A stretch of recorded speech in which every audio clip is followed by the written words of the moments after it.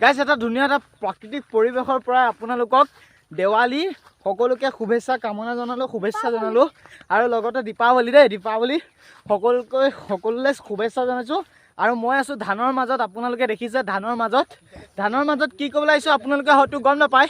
মই আহিছোঁ গৰু নিবলৈ। গৰু মানে কি এইবিলাক সূৰ্যটো দেখিছে আপোনালোকে, আমাৰ মানে আদিত্য সোমাই গ'ল, মানে আদিত্য ডুব গ'ল বুলি ক'ব পাৰি। আৰু মই আহিছোঁ প্ৰণৱ, মোৰ লগৰ প্ৰণৱ আৰু এইফালে মোৰ ভাইটি আহি আছোঁ গৰু নিবলৈ। সি নাহোঁ বুলি কৈছিলে, হ'লেও মই তাক কৈছোঁ নহয় গৈ যাব লাগিব, মই আনিব নোৱাৰিম, নহ'বা বেলেগৰ ধান খালে আকৌ গৰু পিটন খাম। সেইকাৰণে পৰা মানে আহিছোঁ প্ৰণৱ, আহি থাক, আহি আছোঁ কিয় নাজানো। আপোনালোকে দেখিছে মই গৰু নিবলৈ আহিছোঁ। আমাৰ গৰু মানে এইকেইটাই গৰু হয়, আৰু এইকেইটাই গৰু আমাৰ গৰু। আৰু মানে গৰুৰ মানে গৰুৱে আৰু গৰু মানে ময়ো গৰু, মানে গৰুৰ লগত গৰু, কিন্তু মানুহতকৈ গৰু কিন্তু অলপ জ্ঞানটো আজিকালি নলেজটো বাঢ়িছে কিন্তু দেই। আৰু আপোনালোকক দেখিছোঁ দিৱালী, সকলোকে শুভেচ্ছা জনালোঁ দীপাৱলী। আৰু ধানৰ মাজৰ পৰা এটা ধানৰ মাজৰ পৰা হা ভাইটি কেনেকুৱা লাগিছে? ভাল লাগিছে ন? এতিয়া আন্ধাৰ হৈ গ'ল, আপোনালোকে দেখিছে একদম খাচ। মই আহি পালোহি মানে ঘৰত, এতিয়া বৰ্তমান আহি পালোহি দেই। আৰু লগতে মানে মাটি চাকি চব মানে ধুনীয়াকৈ চাকি বন্তি জ্বলাব এতিয়া ধুনীয়াকৈ। গাইছ ময়ো মানে গা পা ধুলোঁ, গা পা ধুই মানে আকৌ একবাৰ গা ধুম, আৰু গা পা ধুই মানে একদম ধুনীয়াকৈ মাদাও মানে পূৰা প্ৰস্তুতি চলাই আছে। তাত দেখিছে আপোনালোকে মাদাই পূৰা প্ৰস্তুতি চলাই আছে, ভণ্টিও পূৰা লাগি আছে কৰ্মত। গাইছ ফাইনেলি মানে বস্তু এটা দেখিছোঁ, বস্তুটো মানে কি আপোনালোকক দেখুৱাই আছোঁ দেই। মানে এবাৰ মানে ভূত এজনী দেখিছোঁ, ভূত, এইটো আচল ভূত হে। ভূতজনী কোন চাব নেকি আপুনি?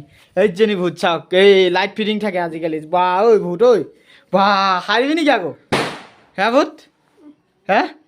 চাওঁ এইটো মই পিন্ধি চাওঁ। এই জীৱনত প্ৰথমবাৰ পিন্ধিছোঁ দেই এইবোৰ।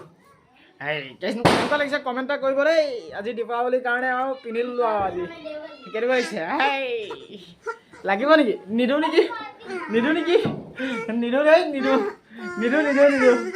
ছোৱালীজনীক লাগে বোলে নিদিওঁ।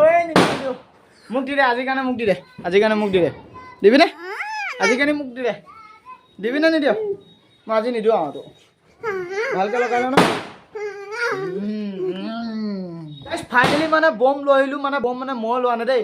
ফাইনেলি মানে ভাইটিয়ে পূৰা বম পূৰা ফিটিং কৰি আছে, মানে সি এতিয়া ফুটাব চাগে।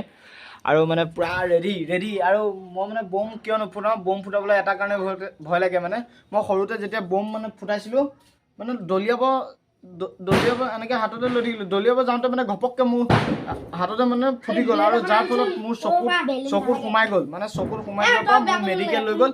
আৰু মই তেতিয়াৰ পৰাই কাণত ধৰিলোঁ যে মই জীৱনত বম নুফুটাওঁ। আৰু সেয়েহে মানে সিহঁতিও বম মানে এতিয়া ফুটাব, আৰু কি ফুটাব, কিন্তু মই নুফুটাওঁ দেই, মই নুফুটাওঁ একদম। কি লাগিব? ব্লেড ডাইৰেক্ট ফুটাই দে। কিয়?